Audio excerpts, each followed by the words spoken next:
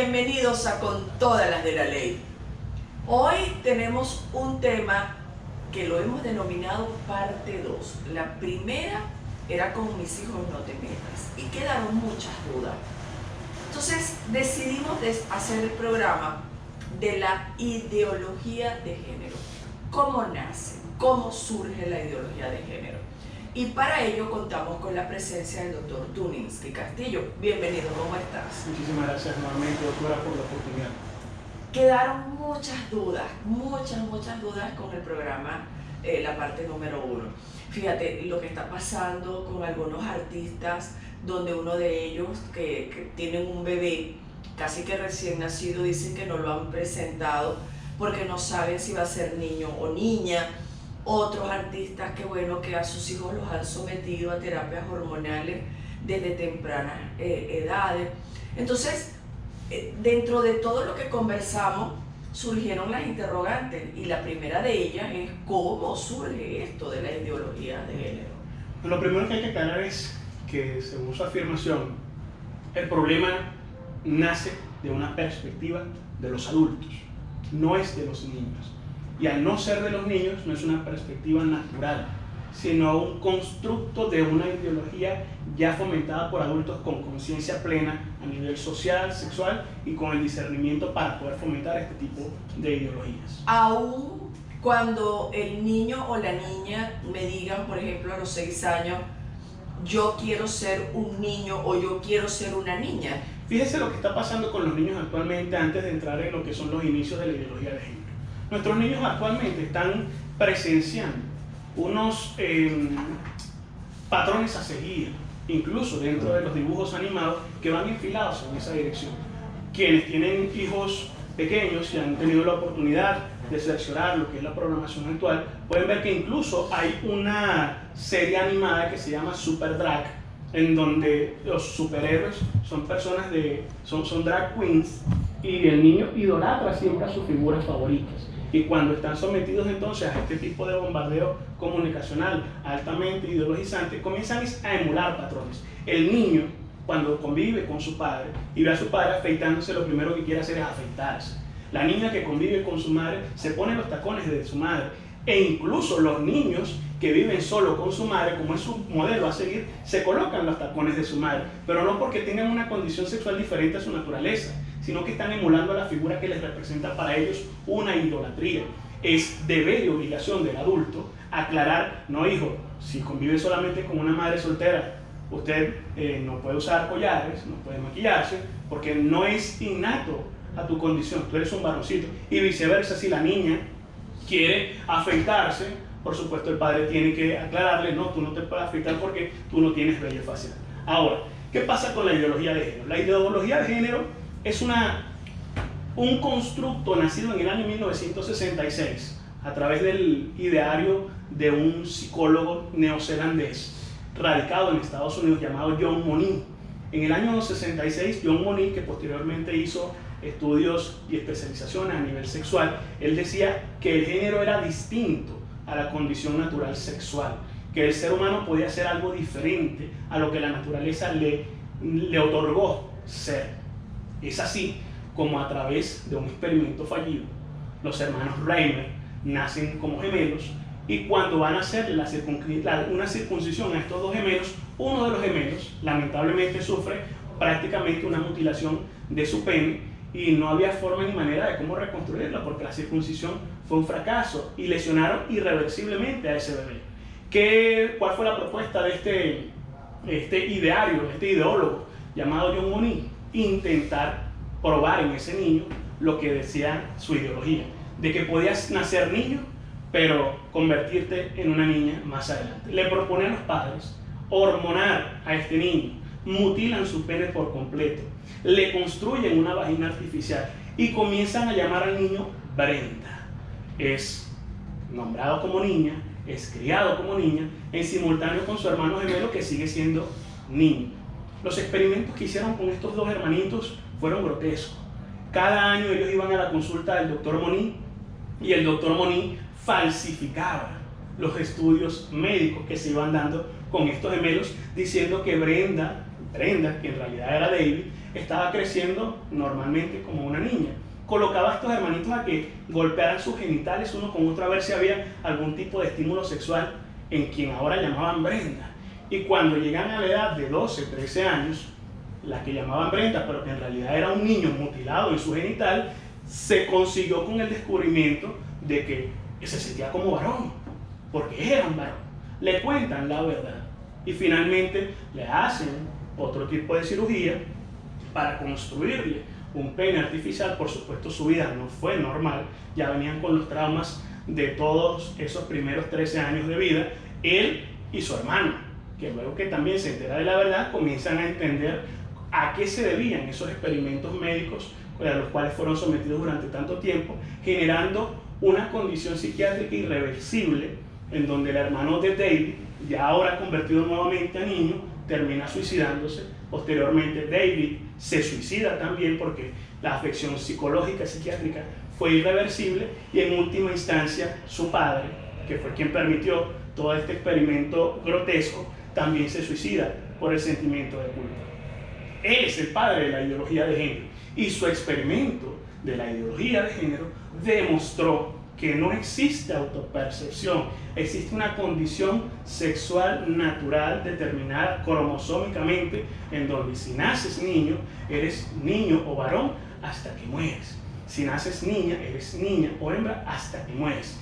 Hay otras situaciones que hacen parte de la condición humana, como son los gustos sexuales, eso es otro asunto, pero no tiene nada que ver con la condición humano-biológica o humano-genital o humano-cromosómica, porque eso es invariable e inalterable.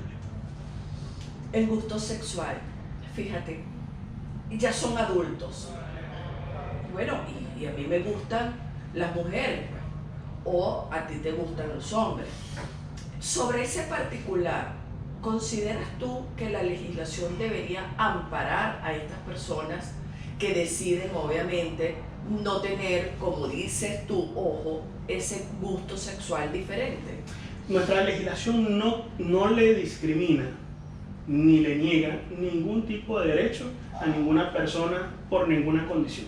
De hecho, nosotros tenemos un ordenamiento jurídico que es de tal avance que tiene expresamente una prohibición de discriminar por cualquier condición, entre ellas las discriminaciones por condición sexual. Y si nuestra Constitución y nuestro ordenamiento jurídico no le niega ningún tipo de derecho a ninguna persona, entonces no pudiéramos hablar que están desprotegidos.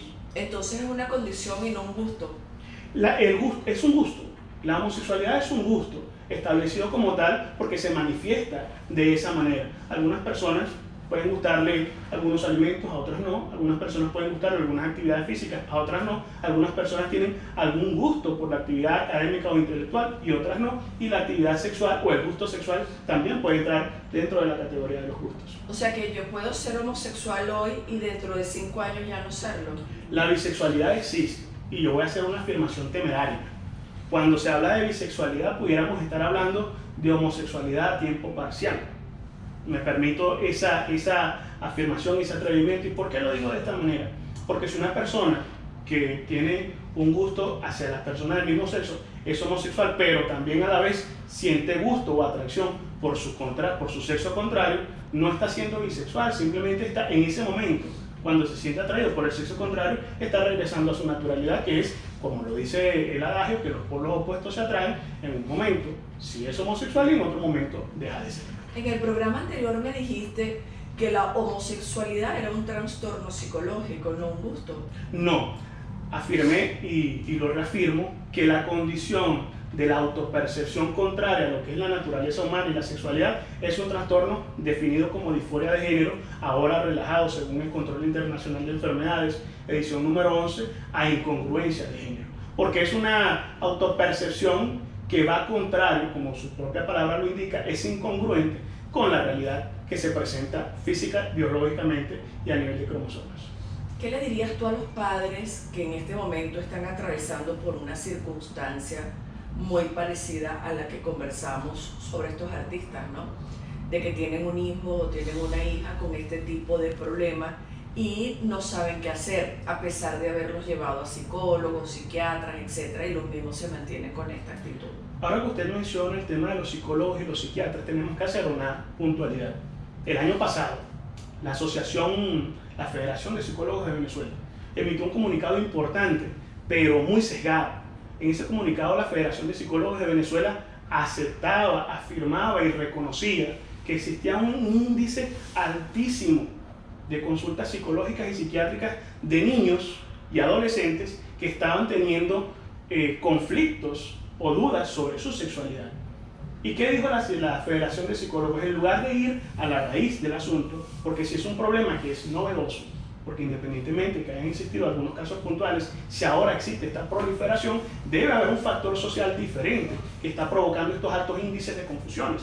Pero no, la Federación de Psicólogos de Venezuela no quiso indagar en la causa, sino que culpó a aquellos psicólogos y psiquiatras que le digan a un niño que se cree niña, mira, tú eres niño porque tienes pene, o a una niña que se cree niño, no, tú eres niña porque tienes vagina, los culpa o los etiquetó como que estaban practicando terapias llamadas terapias de conversión. Y hay que preguntarse, ¿cómo es que se está convirtiendo a un niño que se cree niña, se está convirtiendo si simplemente se le está diciendo lo que corresponde sexualmente? Pero ¿cuál es la incongruencia? Y volvemos a la palabra incongruencia de toda esta ideología, que cuando el niño llega a estas consultas, como sucedió con una amiga cercana en el estado de Massachusetts, en Boston precisamente, en Estados Unidos, una niña que entró en su adolescencia. La adolescencia es una edad de efervescencia, de rebeldía. La niña tenía 11 años de edad. Fue a una consulta psicológica, su mamá no sabía quién era el psicólogo, resultó que el psicólogo era una persona transgénero, y el psicólogo, en lugar de decir, mire, esta condición, esta situación con la niña es propia de la adolescencia, esta rebeldía va a pasar, tienes que tratarla con paciencia, con amor, explicarle, no, dijo, la condición de rebeldía de la niña obedece a que es un niño dentro del cuerpo de una niña. Unos diagnósticos totalmente sesgados. La madre no creyó este diagnóstico, ni mucho menos la prescripción médica que era hormonar a la niña. ¿Qué sucedió? Mi amiga perdió la custodia de su hija. Hoy la niña lleva casi 3 años recibiendo tratamiento hormonal con testosterona en contra de la opinión y el derecho de su madre y sin la patria potestad de su propia hija. Hay un contenido ideologizante y se está metiendo en los hogares. Los padres, ¿qué deben hacer? Estar atentos a lo que ven sus hijos, a lo que leen, a lo que se les imparte en el colegio, porque incluso, como lo decía en nuestro programa anterior, en los colegios se está ideologizando a nuestros muchachos, aún en contra de su propia salud física, emocional, psicológica y psiquiátrica. Esa expresión que utilizaste, es un niño en el cuerpo de una niña. ¿Cómo interpretar eso? Porque imagínate tú, bueno, desde el punto de vista psicológico es un niño en el cuerpo de una niña, pero ahí es cuando me surgen estas interrogantes, y biológicamente hablando, o sea, la cantidad de hormonas que pueda tener en un momento determinado, como para poder decir, es que el problema ha sido hormonal y por eso es que el niño o la niña tiene este problema o este inconveniente. La situación que está ocurriendo es que los dictámenes, los diagnósticos que se están dando en estos casos carecen de evidencia científica y carecen de ética médica. Como lo decía hace un momento, en lugar de preocuparse por identificar la causa de esta nueva oleada de dudas en nuestros infantes, simplemente se está validando una situación que es, volvemos al término, incongruente con la realidad y que por lo demás obedece a un esfuerzo por realizar lo que estas personas han etiquetado o acuñado como un constructo social a través de todo el andamiaje de los medios de comunicación, las series, los dibujos animados, los programas de televisión, las películas, la música, todo va en consonancia con lo que lleva esta dirección de la ideología de género. ¿Sabes que me llamó mucho la atención y me preocupó, por supuesto? Cuando vi, no recuerdo qué país, aceptó que un hombre que había sido sentenciado por violación, el hombre decidió al día siguiente o a los 2 días decir, yo ahora soy una niña y tengo 3 años de edad. Y este es el peligro de la ideología de género. ¿Tú conociste ese caso por redes? Sí, hay una mezcla de 2 casos. Hay el caso de un hombre en Canadá de 56 años que no solamente se autopercibió como mujer, sino que ahora, más allá de la transgender, aplicó lo que llaman ahora transelar y se autopercibió como una niña de 6 y va al kinder. con niños.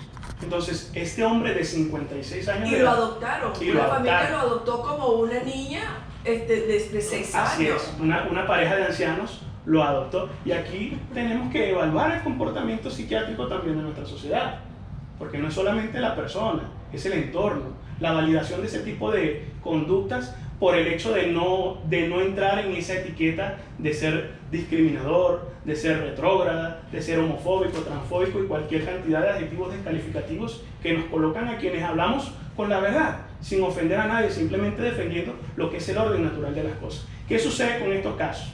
Este niño o esta persona de 56 años de edad, que ahora se cree una niña de 6, va al kinder con niños de 6. ¿Qué va a ocurrir cuando esta supuesta niña de 6 años, que es un hombre de 56 en la realidad, diga que tiene un noviecito en el kinder? No. ¿Qué va a suceder con el Estado canadiense cuando ese hombre de 56 años de edad, que tiene una condición sexual bien definida, un órgano reproductor bien desarrollado, diga que él se enamoró de un compañerito y que tiene su noviecito y abuse sexualmente de ese niño de 6? Él no es una niña de 6, él es un hombre de 56 años que está yendo al kinder con un niño de 6 al que ahora va a llamar noviecito. Hasta estos extremos estamos llegando. Ojo, esto no está ocurriendo en Venezuela, esto es en Canadá. En Venezuela están ocurriendo situaciones diferentes pero igualmente alarmantes. Tenemos casos en donde ya existen, por lo menos en el estado Zulia, sentencias de tribunales que con motivas aladas de los cabellos permitieron el cambio de nombre de una persona que no estoy autorizado para comentar el caso como tal, pero existe ya una sentencia en donde se le permitió el cambio de nombre a una persona en razón de que se autopercibía como mujer, y la única motiva de la decisión es que él era conocido, si se llamaba Ramón, en la comunidad le decían Cristal. Fue la única motiva de la sentencia. Y ahí vemos cuando no solamente ya es un criterio anticientífico, sino en este caso carente de legalidad. Con las personas que son condenadas por delitos. Perdón, un inciso. Sobre este particular, yo estoy de acuerdo, Turinsky, porque fíjate, nosotros tenemos muchas personas que son transgénero y tenemos otras personas que, bueno, su aspecto físico es de hombre o de mujer. ¿Qué pasa con nuestras autoridades?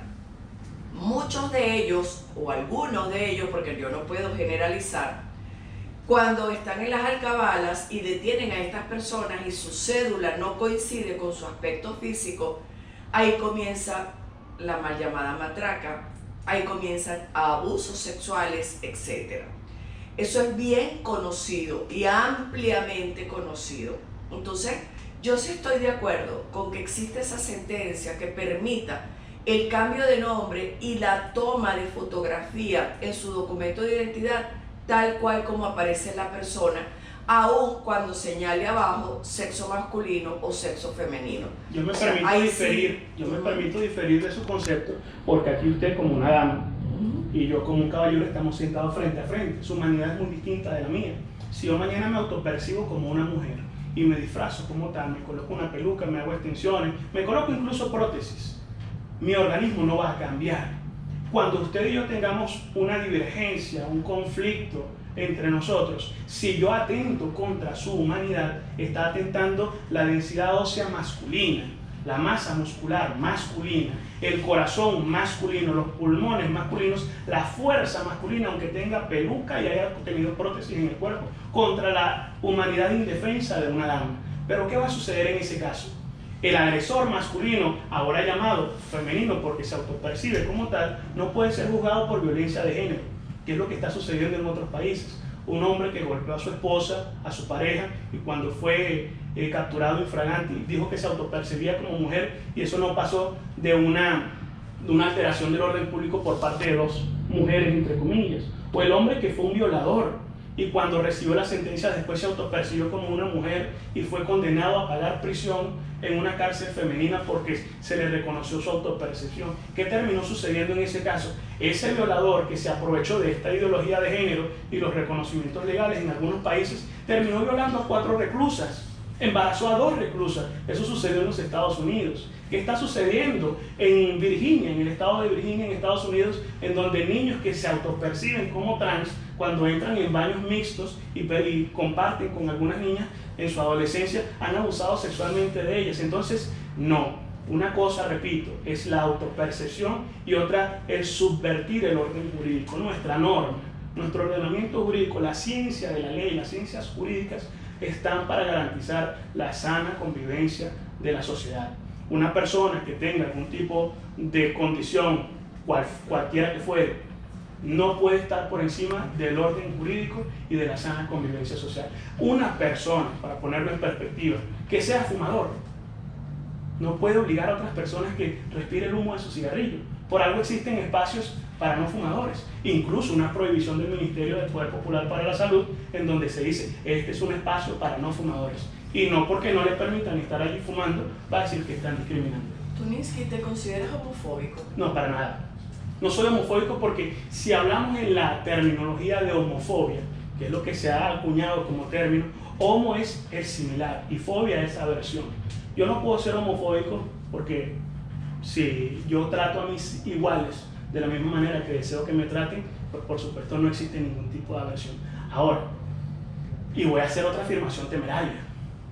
Si una persona califica a otra persona de homofóbica y esta persona es la que no se siente a gusto con su propia condición al verse en el espejo, la homofobia no la tiene un tercero. Porque repito, homo es el símil, el igual. Si se ve al espejo y no está conforme, si siente aversión por lo que ve en el espejo, siente fobia, entonces esa persona es la que está siendo homofóbica consigo misma. Hay un constructo a nivel de la semántica y la dialéctica que ha cambiado la forma de pensar a la sociedad. Incluso la validación que está existiendo por parte de un grueso número de la sociedad obedece a una extorsión o a un chantaje en donde quien alce la voz es relegado socialmente. Las redes sociales se han convertido en un ente de validación social. Y si hay un tema en el que de 100 personas que están activando en ese tema, 98 están de acuerdo y 2 personas no están de acuerdo, esas 2 personas son sometidas al escarnio público. ¿Y qué pasa con esas 2 personas en una próxima oportunidad? Se abstienen de manifestar su inconformidad. Y es lo que está sucediendo hoy en día.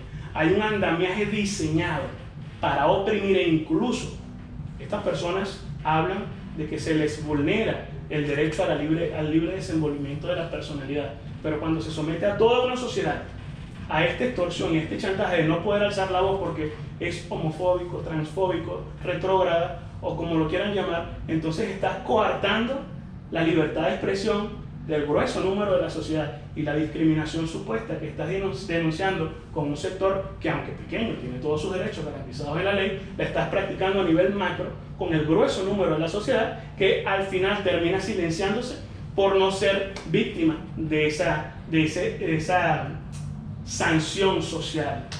Te voy a poner en los zapatos de un juez penal en este momento. Recibes en tu audiencia de imputación a una persona transgénero, es decir, su aspecto físico es de mujer, pero era hombre. ¿Qué harías tú? ¿Hacia dónde lo llevas? ¿A qué tipo de establecimiento penitenciario? Yo no le voy a responder sobre supuestos, yo le voy a responder sobre realidades. Sucedió también en Estados Unidos. Ya tenemos el caso. No olvídate de Estados Unidos, no, Venezuela. Tú eres un juez venezolano. Pero permítame, usted me está hablando de supuestos. Yo le estoy hablando de realidades. Pero yo te voy a hablar de una realidad porque yo lo viví, pero quiero saber qué vas a responder. En ese caso, existió una mujer o un hombre que se autopercibía, una mujer que se autopercibía como hombre y cometió delito. Y cuando fue condenada, ahora condenado por su autopercepción, fueron a recluirlo en un centro masculino de detención. Y ahí él exigió ser reconocido ahora como mujer y que lo enviaran a la cárcel femenina. Es una manipulación muy conveniente lo que está existiendo, amparada en una victimización en donde por donde quiera que lo mire, usted sin importar la decisión que tome, obedeciendo a lo que es esta masa social, esta masa comunicacional, esta matriz comunicacional y social, usted va a quedar como discriminadora, como violadora de derechos humanos, como que está siendo homofóbica o transfóbica. Tuninsky, no me respondes. Estamos hablando de una persona transgénero, una mujer, una persona que su aspecto físico externo es de mujer, o sea, no tengo genitales masculinos, etc. ¿Hacia dónde lo enviarías? No tiene genitales masculinos porque se mutiló su pene, dice usted. porque se hizo la cirugía para Mutiló cambiar su pene. Nuestra Constitución, en su artículo 56, yo soy legalista, doctora. pero ¿para dónde lo enviarías? A la condición de su identidad biológica, como lo establece la Constitución en su artículo Pero si 56. su condición física es de mujer. Su condición biológica es de hombre. Mutiló su genital e hizo unas modificaciones en su cuerpo, pero nunca dejará de ser un hombre, independientemente de que haya mutilado su pene. ¿La enviarías a un penal? A un centro de reclusión masculina. No puede ser, no. Tiene cero en la boleta. No, si estamos hablando de legalidad y nuestra Constitución dice que la identidad biológica es la que priva en nuestro ordenamiento jurídico, no podemos hacer ejercicios que contraríen. Y el derecho humano que tiene la persona a que el Estado preserve su, no solamente su seguridad, su integridad física. Mire, doctora, cuando estamos hablando de esa situación, si estamos hablando de una persona condenada por algún tipo de delitos, en este ejemplo que usted está dando, tiene que tomarse en cuenta, así como se está tomando en cuenta la ley para juzgar una conducta antijurídica, tiene que tomarse en cuenta la ley para determinar el comportamiento del Estado con ese sujeto que protagonizó la conducta antijurídica. Y si la conducta antijurídica está tipificada y por eso es sancionado, los temas de identidad a nivel civil y biológico también están tipificados. No podemos ir y obedecer la ley en un momento y desconocerla en otro. Yo también soy legalista, trato de respetar las leyes en lo posible porque somos humanos y podemos también en un momento determinado transgredirla, pero cuando estaba de juez que viví esa situación, no lo envié ni a un penal masculino ni a un penal femenino, sino que ordené que se le preservara su seguridad, su integridad física en unas celdas particulares, personales, etc. Porque para mí lo más importante era la integridad física de la persona. Ahí establecemos el libre criterio del juzgador y Muy bien, menos mal que tenemos ese libre criterio. Hemos llegado al final de nuestro programa por el día de hoy. Tuniski, para despedir, unas palabras rapidito. Estamos en una oportunidad en donde como padres, como sociedad, debemos preservar la estabilidad mental de nuestros hijos. No podemos ser víctimas de victimización, valga la redundancia, o de chantajes emocionales.